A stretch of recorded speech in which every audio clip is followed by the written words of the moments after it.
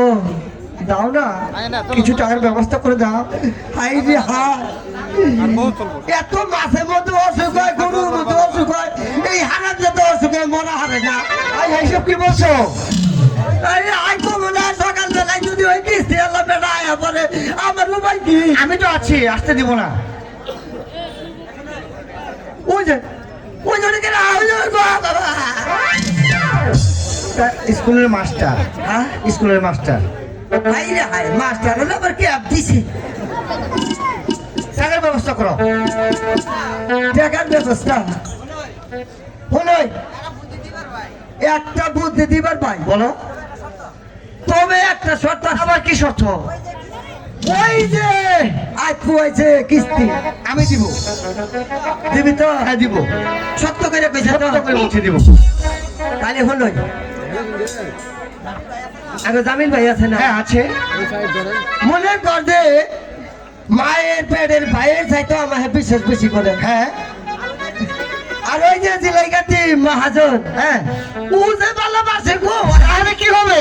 High রে কথাটা কুমারী দে, তাড়াতাড়ি করো।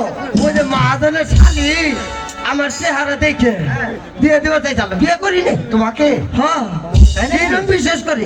তাই? হ্যাঁ। এখন কি হবে সেটা বলো। এরই তো কইতেছি। ওই মহাজনের কাছে যাইয়া, হ্যাঁ মনে কর 50,000 টাকা ধার নিব।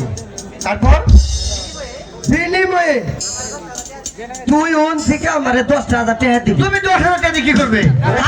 হাই বুঝলে তুই কি করবি? আমি ওই 50,000 টাকা নিয়ে সালেহার সাথে প্রেম করবি।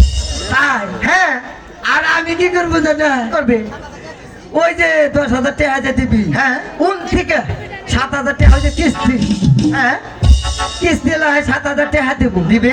আর 3,000 টাকা থাকবো। হ্যাঁ বলে ফেলো। ওই যে সালেহার হাতে যে সখীটা আছে, হ্যাঁ ওর পাশে 3,000 টাকা খরচ করে তারপরে আমি আবার কি হলো? আসল কথার মধ্যে যাইলেই আগে পাগল হয়ে গেছে।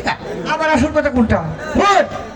ওই যে 10,000 টাকা তুই আমাকে দিলি, হ্যাঁ মনে কর ইন থেকে যদি তোর বাপ ভাই সব মরে জায়গা, ওই 10,000 টাকা থেকে আমি চাইরা না পয়সা কিন্তু দেখাম না। তাকে একবারে মাফ করে দিতে হবে। একবারে আল্লাহর রাস্তায় মনে করছে এটা তুই পাগারে ফেলাই দিবি।